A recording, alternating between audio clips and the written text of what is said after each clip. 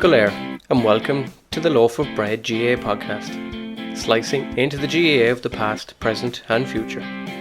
Join me, Jason Keelan, as we cut into the largest loaf of bread known to mankind.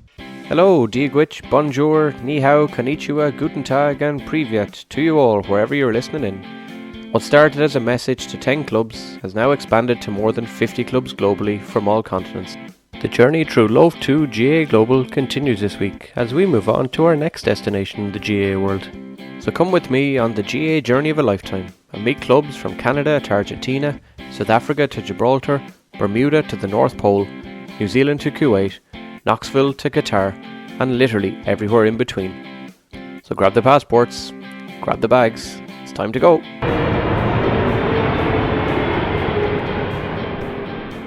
G'day everybody.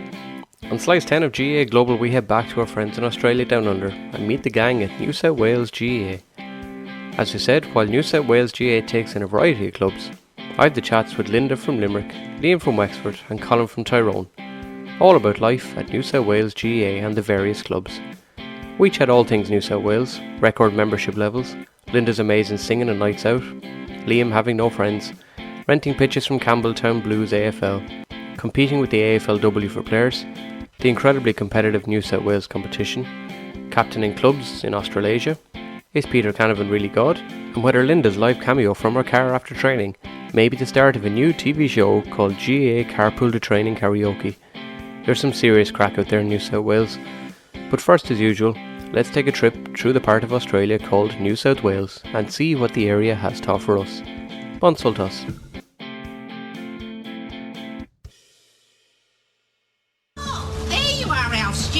Where else would you expect me to be at this time of day? Well, I'm not sure, considering all the secrets that are floating around the place. What the hell are you talking about, woman?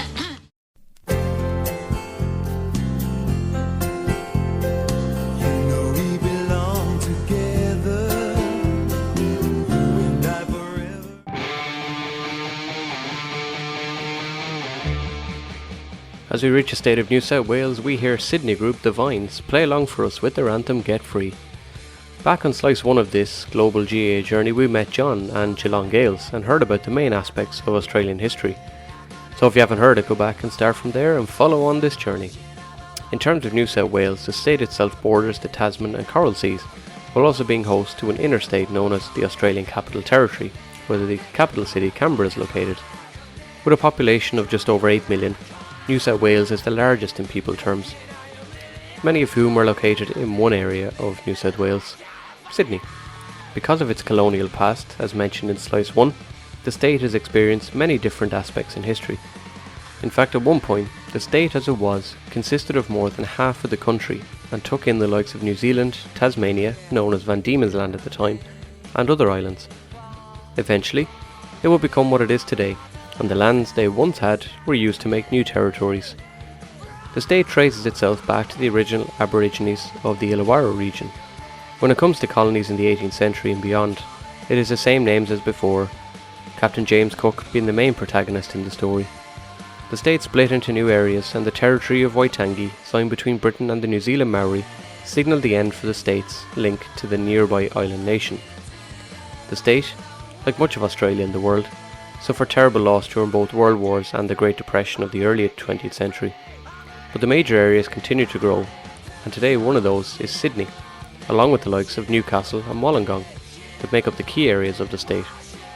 As you might have guessed if you had any sense of Irish history, more than 10% of the people in New South Wales are, apparently, of true Irish descent. Today the Irish continue to have a major influence on the state and the country at large. Thousands of Irish were sent to the lands of Australia in the late 18th century, after the likes of the 1798 rebellion. Many were sent as prisoners, while some just wanted a better chance at life outside of the conditions in many parts of Ireland. History tells of the larger numbers arriving at the East Coast and New South Wales, but it also tells of a somewhat peaceful existence with the Aborigines in the area too.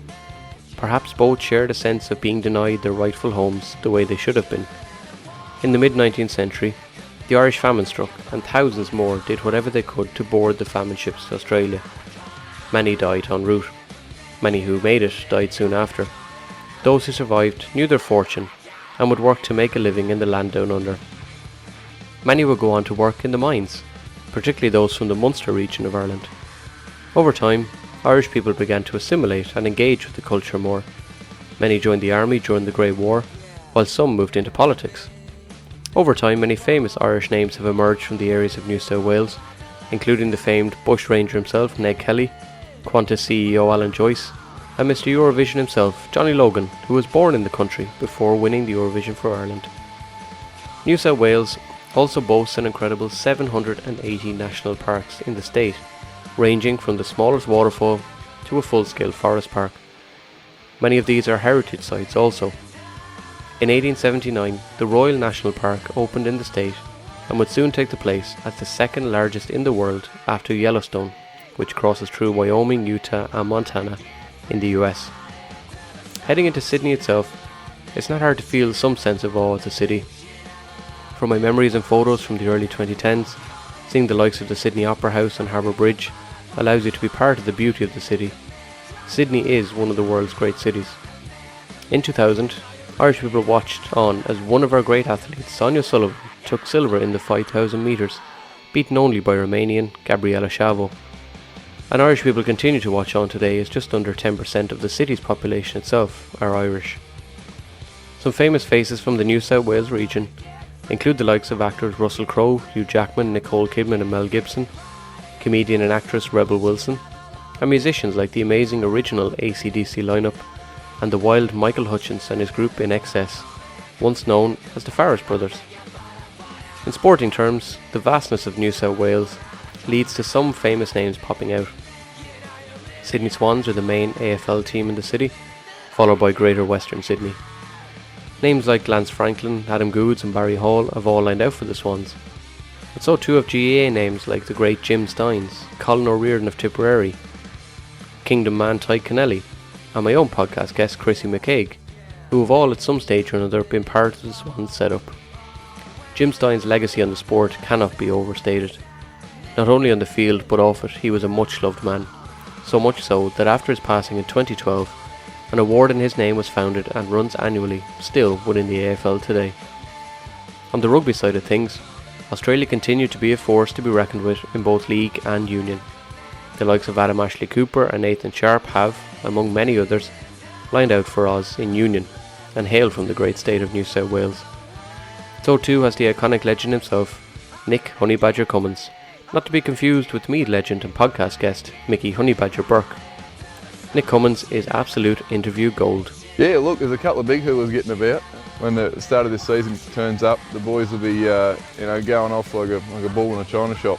Yeah, mate, I was like a rat up a drain pipe, one of them runs there, but sweating like a gypsy with a mortgage actually when he got up after scoring that try. New South Wales GAA is like a county board in many ways, taking in a variety of clubs in the area. The growth of these clubs shows the importance GAA plays in Australia, not just for the Irish abroad, but for the locals also. Recently I was given a lovely gift in the post of a New South Wales jersey with the number 70 on the back, as the club enters into its celebration for 7 decades, making them one of the oldest GAA clubs outside of Ireland. But the club itself is a representative of several other clubs: Young Ireland's, Sydney Shamrocks, Penrith Gales, Michael Cusacks, Cray Fodrick, Cormac McAnallans, Clonagale, Central Coast and Bondi Gales. Sadly, the original team of Wollongong Leprechauns doesn't exist. What a shame that is. What an unbelievable name for a club. The club operates in all codes in men's and women's games, and judging by what I've heard and seen, GAA New South Wales can expect to continue for another 70 years and beyond at the highest level. So whether it's a trip to the Blue Mountains, a walk along Bondi to Coogee, or simply catching up with the animal life in Australia or a beer at the Barbie, New South Wales has a serious amount to offer, something it continues to do to tens of thousands of Irish on a daily basis. And so to the guys out in New South Wales GAA. Let's meet Linda, Liam and Colin and find out all about the crack in Australia and how life works in the county board and the teams in New South Wales GAA. Pauline, how are you? I'm good, how are we? Not so bad, yeah. How are things? It's all good. It's evening with us now. Yeah, I'm just trying to make sure everything's working here. You're alright, yeah. What part of the world are you from? I'm Tyrone. Oh yeah, Carrick-More. Oh yeah, very good, yeah. Conor Gormley country, I suppose. Yeah, exactly, yeah. And how's all in New South Wales? Oh, all good, thank God. We're back. We've round 7 of our league this weekend, so Oh so wow. yeah, we should be going. We're going well. Yeah, we got away very lucky. Yeah, you guys are well advanced by the sound of it. Yeah, we got away very lucky compared to the other states. To be honest, Yeah. we even got a championship played last year, so we were Wow. very lucky. And how did the championship go? Yeah, we have 5 weeks, so we play everything on a Sunday, all 4 codes, Hmm. 5 codes when you include the B football. So yeah, they were raring to go last year. To be honest, What was the success like? yeah, it was pretty good. We had 3 clubs actually contested 2 and 3 finals each. So Pats probably had the best year of the lot. Hmm. Yeah. They won the camogie and the hurling. And what's your club then for anyone who's listening? My club would be Cormac McAnallen's, but I don't have a club anymore. I don't. I'm not allowed a club anymore. You're retired, is it? Well, retired. Once you take on this job, you kind of have to let it all go. Yes. And what's your official role now then? And I'm actually the chairperson of New South Wales GAA, so Very good. for my sins. For your sins, yeah. And how did is it a nominated role, or did you just say, "Ah, here, look, I'll do it"? Well, it kind of got to that stage 4 years ago where we went to their second EGM, possibly the 2 EGMs, and I just said I would take it on then. So there wasn't too many queuing up. Oh yeah, fair enough. Yeah. And is it a tough role? Is there a lot involved in it? Yeah, there's a fair bit involved, but it's handy enough when things are going well. Yeah. And how many clubs did you have to deal with normally? So there's 9 clubs in New South Wales at the minute, Okay. yeah. So 9 clubs is a few years, yeah. And who's the longest? Do you know who the longest running of them is? The longest running at the minute is Young Ireland's. They're in their 52nd, 53rd year at the minute. Holy God! Right, that's definitely the oldest club I've come Yeah. across so far. So yeah, Yeah, and then you have Penrith Gales would be next up there in their 47th year, I think, this year. So wow. they're they formed the same time as Australasia GA, which is our governing body. So they're actually the same. They're in around the 47 years, yeah. Wow. And what's the linkage with Crow Park and the GA back here? Like, is it pretty strong or? Yeah, so our governing body, so we would govern the 9 clubs here, and then Australasia, Gaelic Football and Hurling Association of Australasia would govern us and all the other states. So they're the main link with Croke Park and back home. So Okay. they'd be with the overseas element of Croke Park, I suppose. It sounds like you've some operation going. That's pretty impressive, all right. Yeah. Yeah, well, there's always somebody above you. Yeah, always. Yeah. Liam, you're alive down there, yeah. I am, yeah. You're Good man. talking shite already.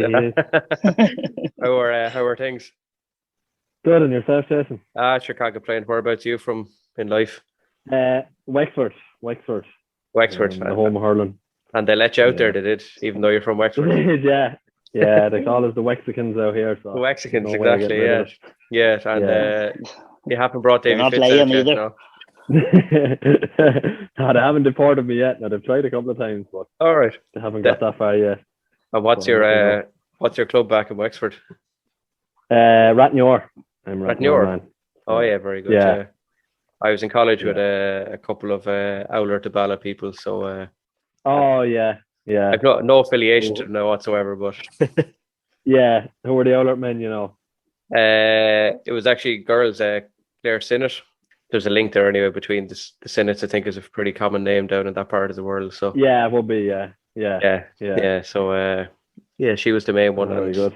There's someone else, but I can't remember who their name is. So yeah. A good while back now, Jason, is it? Good while. Yeah, it's 2007, 2008. I think it's gone back a while, all right.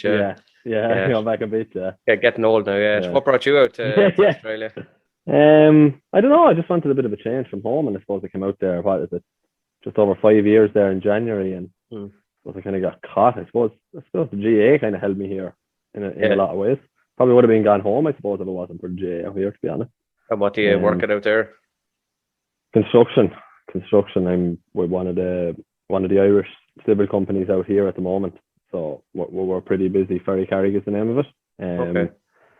So yeah, no, I'm working with them now the last 3 years of that. I'm sponsored with them. So they're keeping me in the country, so I have to do what I'm told, really, to be honest.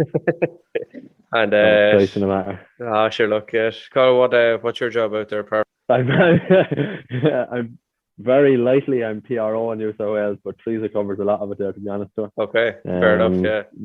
Yeah. No, I do a bit of the PRO. I drop in and drop out of that, but I manage our hurlers. That's probably my main job out here, I suppose. Yeah, it's better not to let a Wexford man near football, to be honest. So yeah. Yeah. No, I was literally just watching a video of popped up on my Facebook there, 2008, when Wexford beat Armagh in the All Ireland quarter final.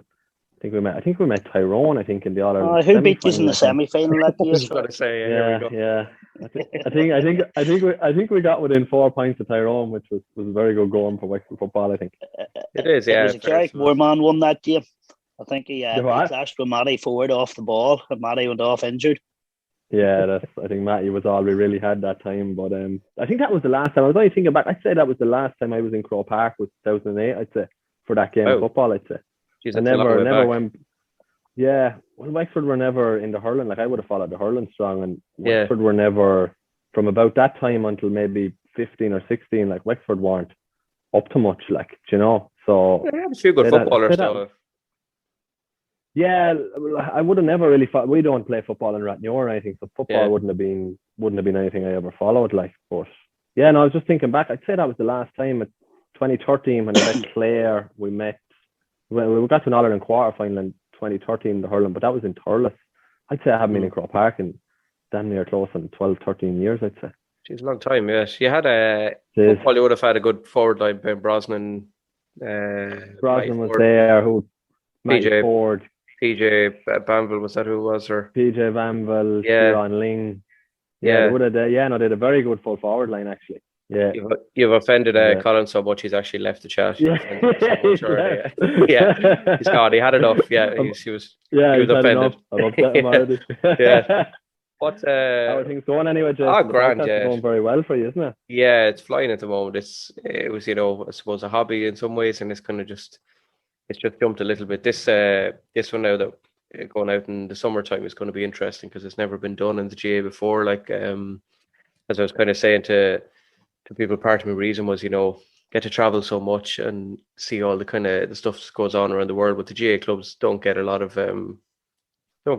publicity and stuff here at home. So that was kind of part of my reason for doing it, was just see if I could get a bit more publicity and a bit more shout out to the lads abroad, who are doing the same work essentially that's going on here. So yeah, I was actually surprised with the amount of GAA that's actually around. Like, when you started up that group and in the Instagram, I was like, there was even like Russia and places I didn't even know there was Irish in Russia. Like, well, my mate, one of my close mates here from home, is behind the Seamus Heaney's team in Moscow.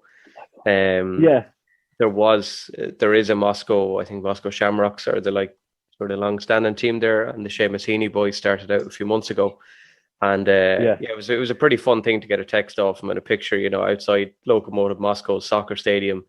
And they're now the new champions of Moscow, the GAA champions of Russia, essentially the biggest country in the world. So it's a pretty surreal thing. And that's they're the stories and stuff I suppose I want to try and get across, that the games you might go to in your local stadium, like the same thing is happening in most countries in the world. And it's just trying to get it across. Like, even like when we were out in Myanmar a few years ago, and I only learned recently that there was a Myanmar GAA club kind of until the trouble started there a few months ago. So, these clubs pop up everywhere, and it was just trying to trying to find them more than anything. I was trying to get in touch with some of them was good crack. Like, there's very random ones. Like, my sister-in-law works in Croke Park now. She's the insurance manager for the GAA, and she was out in Bermuda about 15 years ago, and she kind of started up the GAA in Bermuda. And then last year they've officially signed on as a GAA club, in inverted commas. So it's stuff like that I'm just trying to unearth in some ways. So I probably don't know a whole lot, even though I was out in Australia in 2012. I don't know a huge amount about the clubs, I suppose, out there. That's kind of why I dragged you guys in, I suppose, to fill everybody in. Yeah. Well, what was the playing days like for you, Liam, or what are the playing days like? playing days are few and far between. I heard last year, I actually talked out last year. I kind of took a step back last year from management, and then I kind of got roped back into playing. I've played in the goal a bit out here. I played junior B at home. I'd say it was the height of it. Junior was probably the highest I got at home. But You're not the next Martin Story then, is it? No, far from Martin Story. I'd be a long time trying to get a moustache like Martin Story anyway, to be honest. But my playing days were fairly limited out here. It's probably been backroom staff, selector, and then manager this year, manager 2 years ago, and that's very good. Like I enjoy it. Like it's kind of like, I'm amazed at what the lads that travel over from Ireland, the effort they put into it. Like going to training 2 nights a week and games every Sunday or every second Sunday or whatever it may be. But like they give everything on the field. Like there's nothing spared on a Sunday. Like it's probably more competitive out here than it is sometimes. In games at home. Like it's a good mix. Like you have lads from not strong like hurling counties. Like you could have lads from like maybe Armagh. Like I wouldn't consider it strong, but they're teaming up with boys from Kilkenny, and it's just all them lads coming together. And when you see it come together and you win a league or a championship, you see what it means to them lads. And have you any Westmead lads out there? Westmead, have I any? I've loads of Mead lads. I can't get rid of them. I can't get rid of them. I have a load of them lads. Westmead. There's a Paul Smith. You don't know Paul Smith from Westmead, do you? No, he could be anyone. No, there's that many Smiths in this county. It could be anyone. Yeah. No, I don't. I can't off the top of my head now. I can't remember anyone hurling from Westmead. Now I'm only here 5 years. I'm sure there's people years before me. Colin might go back a bit further. Yeah, but I can't remember anyone from Westmead. Colin has rejoined us after you offended Tyrone so much at the start. He decided to come back. He was hugely offended. That happens regularly. Yeah, I'd say so. Yeah, what was your playing days like, Colin? I actually haven't played since I got here, to be honest. I had the boots hung up before I arrived. So I'm here nearly 10 years. I did do a bit of refereeing when I got here first, but I packed that in pretty quickly too, to be honest. I would do the odd camogie game now, but that's a bit the height of it. And do you do the full like Northern Ireland referee where you have to be decapitated before it's a free type thing, or? Well, a lot of ones do that, to be honest. Liam could tell you more about that. Yeah, fair enough. Yes. Hi, Linda. How are you? Hi guys, how are you? Not so bad. Yeah. How's all in the car? Yeah, I'm at training here. All right. Jeez, fair play to you. I've just nipped out of training. That's the height of dedication. Whereabouts you from, Linda, originally? Limerick. Limerick, okay. So we've at least one good hurling county on. That's the main thing. So thanks, Jason. Appreciate that. Yeah, that's had to be said. Had to be said. So we've a strong hurling county in Limerick, a strong football county in Tyrone, a fairly good hurling and football county in Westmeath, and then we have Wexford. So okay, that's Wexford. We're strong at the camogie. We'll take the camogie. Camogie, exactly. Yeah, Ursula Jacob up in the corner there. Yeah, exactly. Yeah. Linda, what's your role in the club other than superstar player by the sounds of it?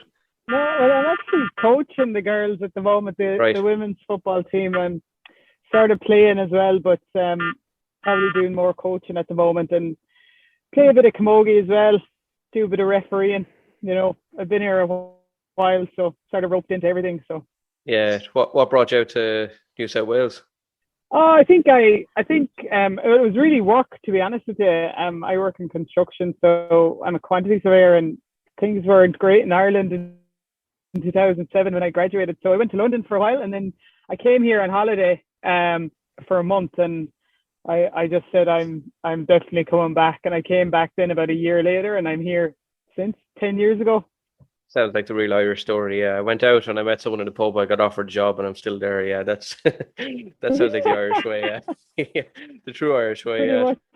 Yeah. Colin, what's the membership and stuff like with the clubs? Are you in the hundreds and thousands now, or?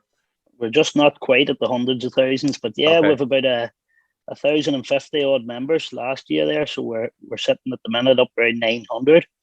So that always rises just prior to championship. But yeah, last year was record numbers for us. I think COVID may have helped us out, where a lot of people dusted the boots off again. Yeah. And but yeah, we're in around 1,000 this last 4 or 5 years. So yeah, we're thriving. And are you right down to an underage setup as well, or? Our underage setup kind of took a bit of a back seat, and especially last year now with COVID. But we were ranging up around the 40, 50 at underage maybe 4 or 5 years ago, and it seemed to die off again. So I think basically where we play our games had a big impact on that. It was a lot of travelling for families. So this year we're revamping it, and we're going to have 3, 4, possibly 4 locations this year. So yeah, we're hoping to give that a good boost again and get it off the ground. You don't have issues with pitches and stuff like a lot of clubs I've chatted to so far. If like had to get there 2 hours early to stop lads coming on playing 5-a-side soccer on their pitch and stuff. It's obviously not like that for you, is it? Yeah, well, for the clubs out here, they all kind of hire their own places. A lot of it's through Centennial Parklands, so that can be a small issue at times. Around this time of the year, most clubs have moved on to different places outside of Centennial Park.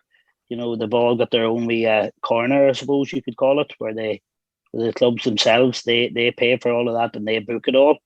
And then our games on a Sunday, we actually sublease, we hire from an AFL club. So we put 2 pitches on their oval. I think it's the 3rd biggest oval in New South Wales, possibly Australia. So we can put 2 pitches there. And then we have our own pitch up the top, which we play most of our hurling and men's football on. Nice. Who are you renting? Who's the AFL club you rent off? So they're a club called Campbelltown Blues. Okay. And the home would be Monarch Oval then. Okay, yeah. No, I'm a Crows fan all day long, I'm afraid. Oh, yeah. Yeah, I hopped off to play in Australia in 2012 and got handed a season ticket by my uncle, and I went straight to Adelaide Crows versus I think it was West Coast Eagles. So yeah, so I've stuck with the Crows since. Yeah, they got a good beating on Saturday evening because the Australasian secretary Jared Rowe, he's actually a big Crows supporter. Right. So I was speaking to him on Saturday. He was at the game, but he wasn't enjoying it. Yeah, I had Eilish Considine on actually a few weeks back as well, and she was in the women's grand final up against Orla Dwyer and co. And yeah, she was. I think they were a bit disappointed to be beaten in that one as well. So yeah. Yes. Speaking of the Australians, actually, Liam, have you much of a local uptake in it? I actually don't think I have an Australian friend, to be honest with you. Okay. Or an Irish one. I actually don't think I do. I think the only thing I'm probably the Australian culture I've taken up is I'm probably very good at going to the pub, I suppose. After work or something like that. I don't. I follow the AFL a small bit this year. I kind of got into the Swans with I got to know kind of Barry O'Connor. He's on the reserve Sydney Swans team at the moment. He's from Wexford, and myself and Colin O'Riordan are involved with the Sydney Swans. So I've kind of dragged myself into that a small bit. But other than that, horse racing mainly. Then I follow the horse racing strong over here. Okay. That's as Australian sport as I'll get, or as Australian as I get at this stage. Yeah. What's Linda on the women's side? Is there have you dragged in any Aussies or international players?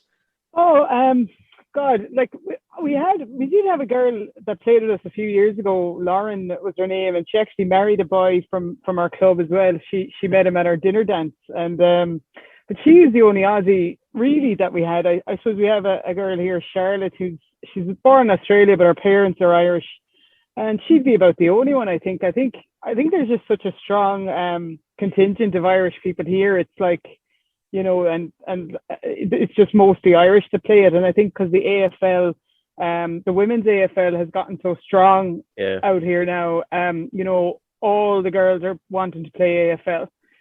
You know, even like 4 or 5 girls like from the Gaelic scene are now playing AFL as well.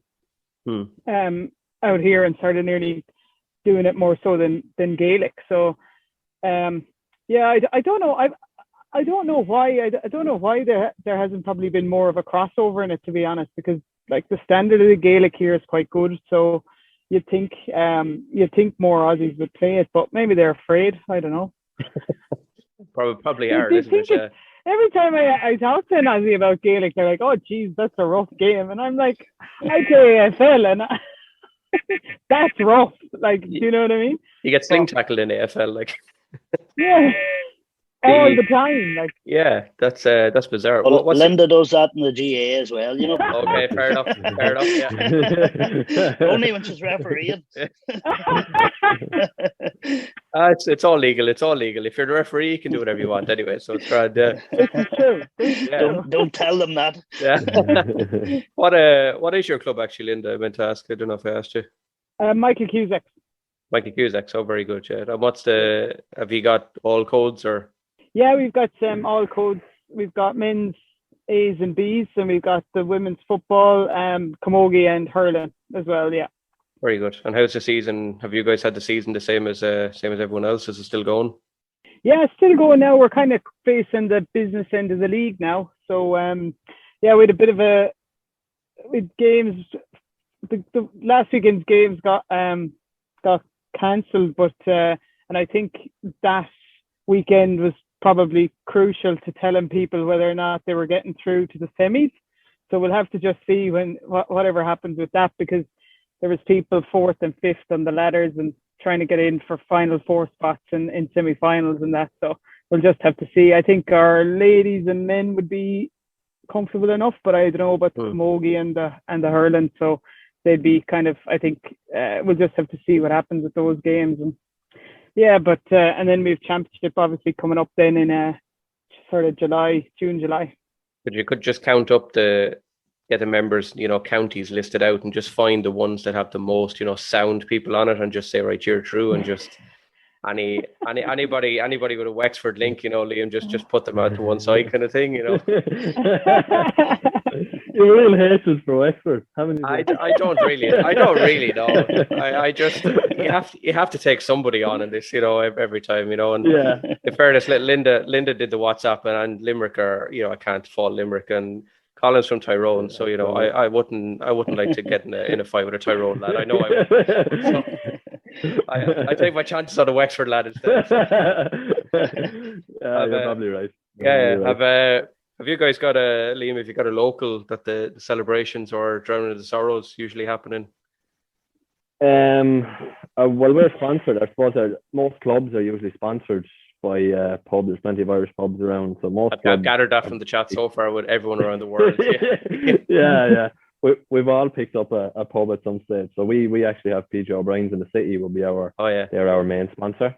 So we'd usually go there after games, or especially if we've won anything. That's our main haunt, or say a club night out of a Saturday night. If we'd no games on a Sunday, we'd definitely be heading to PJ O'Brien's. That's our main haunt. But find us in any kind of pub of a Saturday night. Yeah, been roaming around someplace. Yeah, that is there. Colin, is there a standout night out or two that you can remember that was iconic?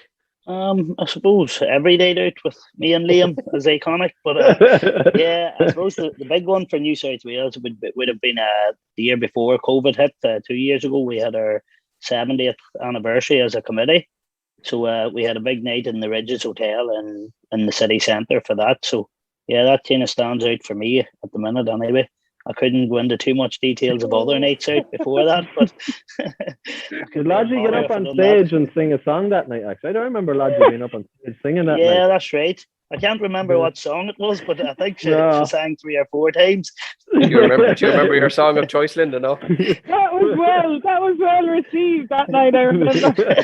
It happened at the right time, Jason. It was at about 2:30 in the morning. Always the best time. Yeah. You didn't get up and sing the national anthem afterwards, then, just to finish it off. No. Just sort of that, I think. True Irish style, yeah. What's your song of choice then, Linda, or songs of choice? It'd have to be from a great Limerick band, the Cranberries. It would be Zombie. Oh yeah, and do you get out then after? I think that was the song, actually, wasn't it? Yeah, I think it was. Yeah. And after then, do you organise the Ballia Limney then afterwards? Is it? The which? Sorry. The Ballia Limney, the walls of Limerick. Can't you do an old dance afterwards as well? Limerick, you're a lady, belting it out. Yeah, exactly. Then sure. It turned off the sound then. She only takes requests now, Jason. Okay, fair enough. That's all right. We'll put her down for a few songs anyway. So, do you guys have do you have much? I doubt you do, but do you have much issues, Colin, with fundraising and stuff for the club out there? Well, for ourselves, we don't really do much fundraising for New South Wales, to be honest. But all the clubs have their own fundraising initiatives, which they're very, very good at. I think that's really what makes us run so well as a state. The clubs are so strong, and they all have their own sponsors, and they have all their own fundraising initiatives and ideas. And again, they do an awful lot of charity work. They're constantly, the likes of Darkness and Delight, stuff like that. Every club's really latched on to those things. Have you? That really all goes back on the clubs, to be honest. You don't have to go around, Liam. You're not going around with the book of lotto tickets. 3 for a fiver. No, I haven't done that yet, or stood outside mass with a bucket or anything like that. Haven't got to that level yet. No, it's usually we have a draw every year, club 200 draw. A lot of people run club draws like that maybe once a year to generate maybe I suppose 10 or 15,000, and that covers pitches and championship fees and fines that Colin hands out on a Sunday for not wearing a bib on the sideline or something like that. But yeah, no, every clubs run different events. Then they could have a X Factor or something like that. Or there's always good nights out. Or Penrith Gales or Penrith Idol. We have our draw. There's always very good nights out. Some of the fundraisers as well. There's always a good crack too. You have a X Factor champion down the corner here by the looks of it. Yeah. Lodgy is the best we have at the minute, I suppose. Okay, fair enough. Yeah. Is there much struggling? Is the fundraising the same for you guys, Linda? Yeah, like say we would try and do a club draw. I think we try and do it once every 2 years. Do something like that, like a big sort of fundraiser. Depending on how things are going, how the funds are looking. Yeah. But like we've got sponsors as well. We've got the Glebe Hotel who sponsor us. We've got a lot of building companies that sponsor us as well. So yeah, and I think like with the amount of Irish businesses here, you have and the Irish pubs as well. Like you do get a fair bit of sponsorship in that, and we don't have to do as much fundraising as I even think clubs have to do back home. You've got an idea. You're sort of advocating for a fundraising idea there, where in the car, carpool karaoke. I can sense it just coming along as the next idea. Hardened situation. Yeah, live with Linda in carpool karaoke fundraising. Yeah, I can see it now. Yeah, so it's a genius idea. Great idea. Yeah, exactly. Yeah. What's the rivalries like, Colin, between the clubs in New South Wales? It's strong when you get to the business end of the year now. That's probably a good word to use, it's strong. But yeah, you could.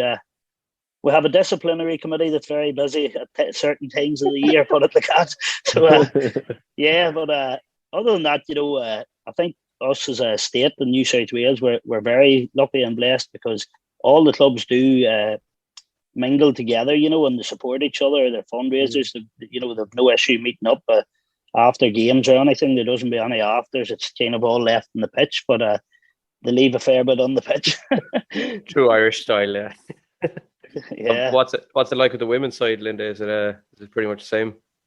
Yeah, look, I think with the women, the rivalry, same thing, and the business end, like, because I mean, even the last couple of years, like we've had finals of leagues and championships that have gone down to a pint or 2 pints, and there's nothing really between the top 3 or 4 teams in the women's football here, so the rivalries can get quite heated. But as Colin said, like I think we all sort of mingle and are friends outside of it, and I think it's like a home away from home here, so you sort of have to be like that. And we also have the state competition at the end of the year where we all get to play football with the girls we've been playing against all year, and that probably brings us a lot closer as well.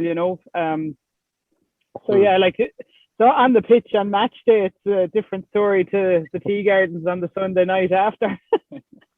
Is it shake hands and dig someone in the ribs kind of job before the game starts, or? It's kind of, yeah, to be honest, it is. They should not deny it anyway, in fairness. Yeah, you can't argue with it, yeah. Liam, if I was going to Paddy Power and put my money on someone to win the championship this year down in Australia, who am I putting it on? That's an awful question to ask. That's why I asked it.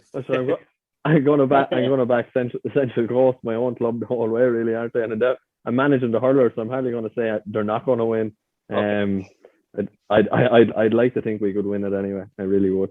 Okay, that's the most Davy Fitz answer I've ever got off anyone. Yeah. I'm not saying nothing. You might have just come out and said I'm not saying nothing. Yeah.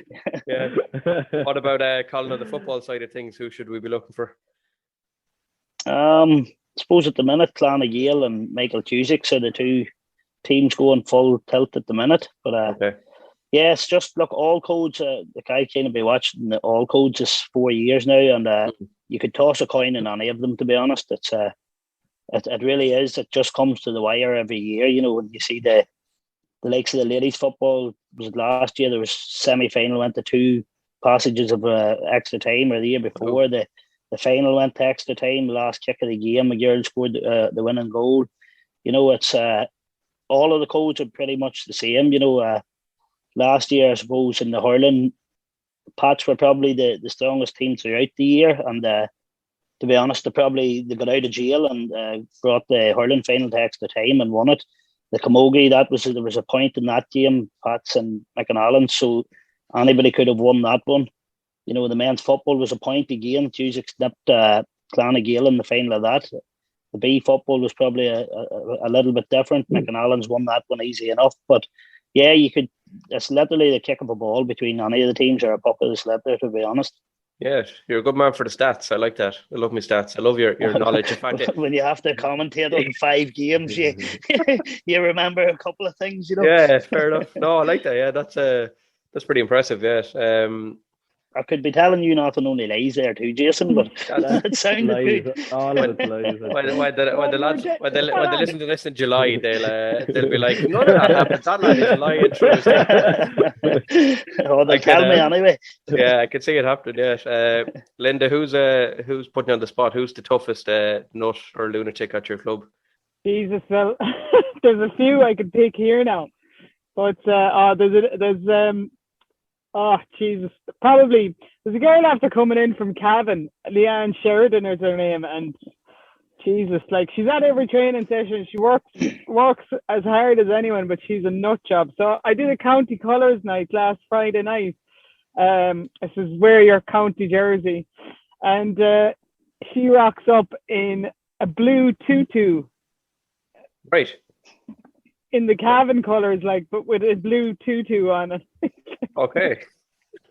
Are you going to train that? She's like, yeah. That's the sort of tour like you have here. Yeah. She's proper hardcore, right? We'll take her. Yeah. Liam, what about you, Liam? Is there anyone tough from outside of Wexford on your team? I've a couple of lads from Kilkenny. There's a Jar Fennelly and Mihal Farrell. A name like Fennelly, he's from Kilkenny anyway. So yeah, Fennelly's and Farrell's there. Yeah. They're rough men. They're good hurlers, but they're fucking hard. Jesus, like they kill one another in training. Like if Mihal Farrell and Pat Farrell are brothers, and they absolutely kill one another in training. Like it doesn't turn into a tackling drill. Like it just turns into like a wrestling match at the end of it. Like they're probably they're the hardest men, but there is some wild men out there across all the different clubs, to be honest. Okay, that's good. Yeah. From Colin, is there any you want to add to the list? There's very few that I don't think are wing nuts, to be honest, Jason. But yeah, every club has a couple, so I'm not naming any yet. Okay, so just everybody, just a big long list. Yeah, is there Liam? Is there a standout victory you can remember in your time playing? Jesus, 4 years ago, I was a selector. We won the league. Final. It was the first time the Central Coast had won anything in the hurling in years. Right. We were kind of nearly for years. We were kind of the whipping boys at the hurling over here. And Desi Crawford, a guy from Ballycran down, took over the hurling, and he just put a serious effort into recruitment and getting lads involved.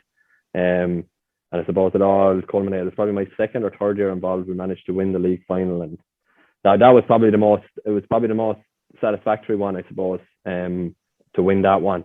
I wasn't playing that year myself. The year after, then we won another one. We bet the Cusack.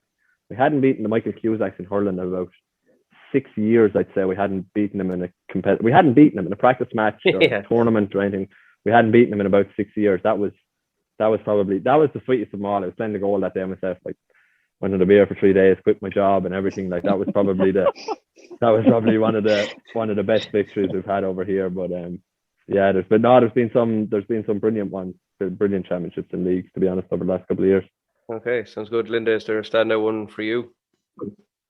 Oh, yeah, like there's probably two. Like I was here like 5 or 6 years at Cusack's, and we were struggling to win anything with the ladies football, and we were always getting beaten finals. Like we'd be winning all through the year and we'd be getting beaten finals. And then I think I can't remember, probably three or 4 years ago now, we won the championship after extra time again with Max in the final, and it went to extra time, and I think we were down and we ended up getting a goal in the last minute to draw it, and then it went to extra time and we ended up pulling away from him in extra time, and that was probably the best. It was just because we'd been trying for years and hadn't got it, like, you know, and then when you finally get it, like, it was brilliant, like, you know. And then I think the other one for me has definitely, like, when we won the Melbourne Sevens tournament. I think that's just a great tournament anyway. It's a great, very, like, it's every team in Australasia is there, and or Australia and sometimes New Zealand, or even a couple of clubs from Tasmania come to it, like, and it's just a great weekend. But like that was always a tough one with the ladies football as well, and we won it there the first time. Well, I won it anyway. I was captain, so it was probably the best one for me. Was definitely that one. Yeah, I love the way in the corner that when you were like given, you were naming like victories and stuff, Colin was there going, yep, that's right, that's correct, yep. The stats man in the corner was just double checking your stats. Yeah. Like, yes, I had that one, that's in my head. Yeah, well done. Yeah. Is there one for you, Colin? I know you said you didn't have really playing days, but there'd be several for me, to be honest. I managed the men's football one year, and we won the Sevens, which was a godsend. We should have been beaten every game bar the final, to be honest. We won the Michael Cusack's tournament the week prior to that, and then we had a bad run in the league. We actually lost 14 of the championship starting team from the year before that year in the men's football. So we actually came back on again extra time against Michael Cusack's. We were 7 points down after about 3 minutes. We came back and we won that one. But I suppose the one that really stands out, I was in along with a mate of mine from Antrim, and we took our camogie team 5 years ago now, and we won the first ever thing that the ladies won. We won the camogie league, which really kick-started the camogie then within McAnallen. So that was probably the one that gave me the sorest head for a week or two anyway. We celebrated that one almost for a full week. Yeah, sounds good. Yes, Liam, if your club could take on a county in Ireland, who would you most like to take on that you think you might actually beat? Obviously, apart from Wexford, because most people have beat them, but Westmeath, I'd love to have a fucking crack at Westmeath. You wouldn't beat them. You wouldn't have a hope. Well, I'll go at Westmeath for now anyway. I bet you okay. beat Westmeath. You wouldn't even lace their boots, I'd say. Is there Linda, is there a team you'd like a crack at over here? Oh, I'd love to probably play any of the major, like, I suppose, Cork or Mayo teams that have won Club All Irelands at home, and just even I wouldn't fancy our chances now, like, but like even the Carnacons or any of the Cork teams with a lot of the Cork senior ladies footballers on it, I suppose, just to test yourself, I suppose, and it'd be a great experience, I suppose. And probably just my own club sub team back home and see where we were in comparison to them as well. Yeah, who's your club back home in Limerick? Or? A club called Old Mill. Old Mill. And, okay. It's just outside Newcastle West. Okay, fair enough. I've probably driven past at some stage. And Colin, would you take on the Kavanaghs and the Gormleys of Tyrone, or who would you prefer? Oh, you'd have to go at the Dubs, Jason, just to see how damn good they actually are. I've been to enough of their games in the last 10 years to know that they're fairly handy, all right. Yeah, they wouldn't be the worst now. Yeah, they're not bottom of the league anyway. Put it like that. Yeah, they're definitely not yet. How do you keep up with the GA stuff at home, Colin? I suppose GA goes a big thing for the county side of things here. You know, when you've your Apple Play and stuff now, it's just getting up in the middle of the night to follow. It's the worst part of it, to be honest. But the club scene, we're blessed in Tyrone. We've got a company called Team Talk Mag, and they live stream or the radio stream nearly all the championship games and a lot of the league games as well. So that's a real good way to keep up with the club scene at home. Yeah, I can empathise with the getting up in the middle of the night. When I was in Brisbane, I think Westmeath were playing Kerry in the qualifiers in the football, and a full strength Kerry team, Liam, before you say anything. And we were getting up for Jason. Westmeath led until the 70th minute. It's the closest we've ever come into beating Kerry. We lost in injury time against Kerry in Mullingar, and it cost me €60 because at the time there was no Wi-Fi in the place we were staying, so I had to put on it cost me €60 to watch a bit of the Westmeath game. So and I was heartbroken at the end of it. Then afterwards, yeah. Liam, are you the same GA go for the qualifiers for Wexford? Is it? GA go, but the dodgy box. I don't know if we're allowed to promote them, but they're they're a great job. They're a great job. They're great because you can get Sky on them, and you can get RTE and TG4, and you can get everything. You can go back and watch. Even I was watching the Liam Griffin Laker Gale there last night, actually, because you can replay stuff on them. So that's probably my go-to when I'm trying to find games. And then Wexford GA TV have some of the club games and stuff like that. So I know as well. It's like club scene. I think is a massive one that's after coming up in the past couple of years. Like we've always got to see county games on the telly, but it's great to be able to see people at home, like lads that you haven't seen hurling, in a long time. That all that's now coming to social media, which is brilliant. Like and Linda, do you just wait till the All Ireland final comes along? I don't even bother with the rest of them.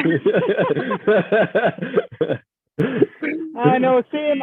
GA Go I use a lot, like, and I same. I'd watch the Laker Gale stuff as well, like, but it was actually great to have that last year. Like, when I was working from home, I was doing a lot of watching GA Go and watching older kind of games and things like that, But it's great to have it. Yeah, no, that's good. Yeah, no, a lot of people are as a GA Go. The dodgy box now, I think people have, in a roundabout way, suggested it. I think, Liam, you're the first person just to say, oh, yeah, straight out, I'll promote them, yeah. Oh, yeah. Yep, straight exactly. Straight in, exactly, Colin, I'll put you on the spot here slightly, put the three of you on the spot. Colin, who's been the best GA player in your lifetime? Oh, the one and only, Peter Canavan. He's up there. I see him framed in the background. Wow. That's up beside a picture of our Lord there. That's Sir God. Definitely. I had the privilege of, well, not the privilege, but when I was growing up, I suppose it was Carrickmore and Errigal and Peter's club, and nearly every league final, every semi-final, championship final, and he was just a magician. I have to give it to him this time. Okay, yeah, I take that. Liam, is there anyone better than Matty Ford in your eyes, or? I'd have to stay away from football, to be honest. Personally, Jacob will be the hero, I think. Tommy Walsh is probably one of the best players I've seen for versatility to play in every position on the field, and just his feeling of the ball, and he was a dog on the field as well, wasn't he? Like he was a different class. Like he had the skill, but he was living the game on the edge as well. Like so, that's why I love Tommy Walsh. Okay, sounds good. And Linda, is there a star in your eyes? Oh, geez, I'd have to say Cora Staunton, really, to be honest. Yeah. Like, I think she's just a fantastic footballer, like the best that's ever come out of Ireland, I reckon. And then what she's doing over here in the AFLW at at her age as well, which isn't stopping her or slowing her down at all. And, I'd say she'll be back again for another year next year. And especially after the injury she suffered 2 years ago, 2 years ago, and then for the time as well that it took her to recover and be back playing with Carnacon at home in a county championship, it was just phenomenal. But she's just definitely one of the best. You have to give it to her. You haven't recruited her in yet, no? Trying. She's still around. Yeah. I think every club's trying. Every club wants her in, yeah, somehow, yeah. The last few questions I have are they're quick fire ones, but for each of the clubs around the world, I've kind of changed them up a little bit to make them like Ireland versus whoever. So these are Irish versus Australian questions. So this will not testing your loyalty to home or anything, but just out of curiosity. So, Colin, if you had a choice between home and away or fair city, which would you pick? I wouldn't watch either of them, to be honest. Good answer. Yeah, I'll take that. yeah. Liam, have you a favourite out of the two? Home and away. Home and away all the way. Yeah. Okay. Linda, you go with home and away as well, or? Oh yeah, I'd have to say home and away. Yeah. It's the reason we're all here. Yeah. It never rains in home and away. Yeah, fair enough. Colin, you can choose between Subway or Supermax. Supermax. Supermax, good man. Liam? I've never had Supermax. Oh yeah, absolutely. I've never had Supermax. I'll have to go. So, what are you laughing at, Ladgy? Never had it. Liam's a McDonald's man. McDonald's Okay. all the way. Fair enough, right. Yeah. Linda, you Subway or Supermax? Supermax. Yeah, not even a question. Yeah, not even a question. Yeah. Colin, would you be more Alf Stewart or Duncan Stewart? I'm going to have to pick Alf Stewart. Okay, Liam, are you familiar with the workings of the great Duncan Stewart? Alf all the way. Alf, okay. The best, I think. All right. And Yeah. Linda, you sticking with Alf for home and away or? Alf Stewart. Alf. That's all wrong. Okay. Oh, Duncan, your man that used to build the houses on the Yeah, telly. exactly. Yeah. Yeah, Duncan, yeah. Yeah, I remember his television program. He hates Supermaxes. Yeah. Duncan wasn't bad either. He wasn't bad, yeah. Colin, you could take Bundoran or Bondi. Ooh. Now you're Bondi, thinking. it's going to have to be. Like from Bondi. Okay. I Liam, spent too many cold days in Bundoran. Liam, what do you I'll go with? with Bondi as well. Bondi as well, I think. Yeah, Okay. sorry. That's just because I didn't ask any beaches of Wexford or anything like that's the only reason. Coraclow all the way, yes. And Linda, are you Bondi or Bundoran? You'd have to go Bondi. Yeah, even though I'd love a weekend in Bundoran now, every now and again, but Yeah, only for a weekend. You'd be freezing by the end of it, yeah. Yeah. Colin, we'll go to... Oh, actually, Linda, this will be an interesting one for you. Colin, you've got Kylie Minogue with the Cranberries. Oh, I have to go with the Cranberries just for Linda. Just for Linda alone.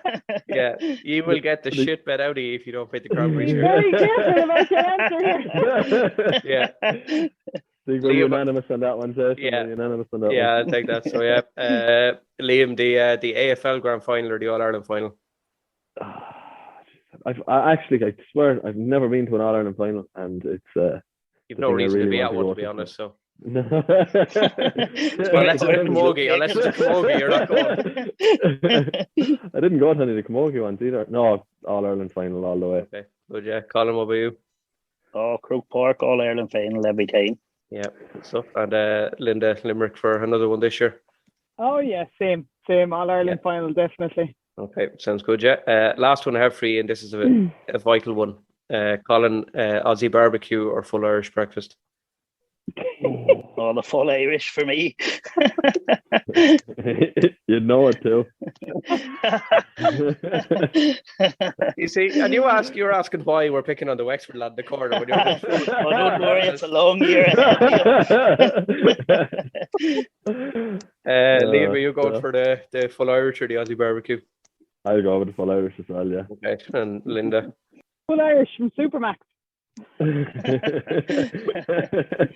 Liam wouldn't know what that is, unfortunately. Liam needs to go home for an All-Ireland final. He does by the sounds of it anyway, yeah. Colin, is there anyone you want to give a shout out to back home before I let you go? No, I suppose just all of my club mates, family, I suppose, in Carrickmore and my wife's family in Scottstown and that. So, yeah, just hi to all of them. Oh, the Scottstown, oh my God. Scottstown, a great old spot, yes. Liam, is there anyone you want to give a shout out to? Davy Fitz? No, I don't know Davy, because there he is. No, I suppose just all the family and friends at home, and Mammy and Daddy, I suppose, are the main ones. But Yeah, no, it'd be good. I suppose we're all looking forward to getting home, and that's the main objective, I suppose, in the next year or two is hopefully get home to see these people. I suppose we're sick of looking at them on the screen now at this stage, you know. Oh yeah, no, that's the way it is. Yeah, and then all of Limerick, I suppose. Yeah, all Limerick, all the family. Sure, I have twin nieces at home that I haven't met yet. So wow. Shout out to them, and they're 8 months old now. So just seeing them on the screen, and just everyone at home, all the family, and all mother and father and all, and I've all my brothers and sisters are living back home. So deadly, sounds good. Jet, is there before I let you go, because I do buy you might see in the background of the South Africa jersey, can people buy your club gear still on O'Neill's, or where can it be bought? Yeah, it's all on O'Neill's. Yeah, you should be able to get everything on O'Neill's, New South Wales, any of the club jerseys, gear. Every bit of it should be there. There's jerseys, I think, on it back from before I even got here. Some of them are still on it, like, so. Okay. You can get any bit of gear you want. Yeah, is what's the colour? Show us your one name there, just so I can see the colour. I'm actually the New South Wales one as well. Of course, okay. People they'll kill me for not wearing my club top on. But, yeah. New South Wales ones are nice. Yeah, they're very light now. They're kind of suited to the Aussie weather. They're a bit light. Okay, so I'll have to buy 2 or 3 of them. So. Yeah. I'd buy a couple. Suited to Bondi, not Bundoora. Yeah, suited to Bondi. Exactly. Yeah. Maybe I'll invest in the New South Wales one. What's your club again, Liam? Central Coast. We're black and amber there, like Kilkenny. So okay, won't be buying that one. Definitely not. Yep. Won't be buying that one. 100%. Didn't think so. I was going to actually suggest that we might just send you one, but not after this, you know. Okay. I think we'll get one posted to you, Jason. Okay. Okay, so we'll send you the bill the week after. It'll be posted to me, and a bill in it, and just a picture of Liam just stabbing it in the background. No, lads, look, thanks so much for giving up your time and your evening out there, and I hope the weather out there, it's absolutely pissing rain here, so I hope the weather is better out there, and I'll keep in touch with you guys. It'll probably be July, I think, when this will be going out, so I'll keep in touch with you, and no problem. I'll send you a West Meath jersey. Okay, yeah, there you go. Actually, that's what I want. If you're sending it, I want Liam to sign it. That's the only way I'll accept it is if Liam signs it, so I can frame it in the back. That's great. Yeah, look, thanks so much for coming on, and Linda, best of luck at the Carpool Karaoke there when it starts up as well. So thanks a million. I'll give you a shout out in the first episode. Absolutely, yeah, that'll do, deadly. Yeah, look, Les, thanks so much, and enjoy your evenings, and I'll talk to you again soon. Perfect. No worries. Thank you, Jason. Thanks a million, lads. Mind yourselves. Take it easy. All the best. Good luck. Cheers. Bye. Coming up the next day on the Loaf of Bread GAA Global, we cut into our next slice.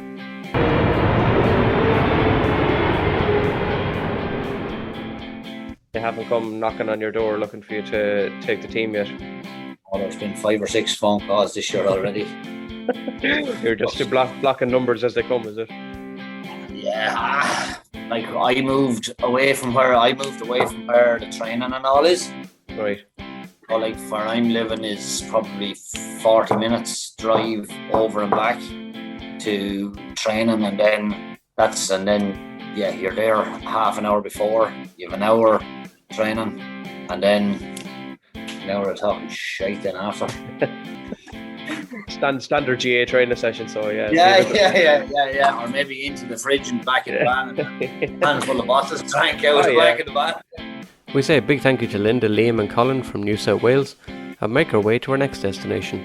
And on Slice 11 of GAA Global, we stay in Australia and pop over to visit the gang at a club who are named after a GAA icon. All those who remember him will know that he lives on forever, and that man is Cormac McAnallen. I chat to 2 sound men in William and Johnny. We chat about moving to Australia from Ireland, the links to Cormac McAnallen's family and the Cormac Trust in his memory, life in GAA circles in Australia, and much, much more. So until next Monday at 9 AM, we will see you then, as we continue on our journey with 2 slices per week. I'll see you at the arrivals hall, but until then, check out the various clubs on the Instagram page and see all the amazing work they do and some of the nicest GAA gear going. Find the podcast on Instagram, on Facebook, on Twitter and on TikTok. Email loafofbreadpod@gmail.com, or just simply hit the follow button and spread the word of the Loaf of Bread GAA pod across the globe. Slánagi.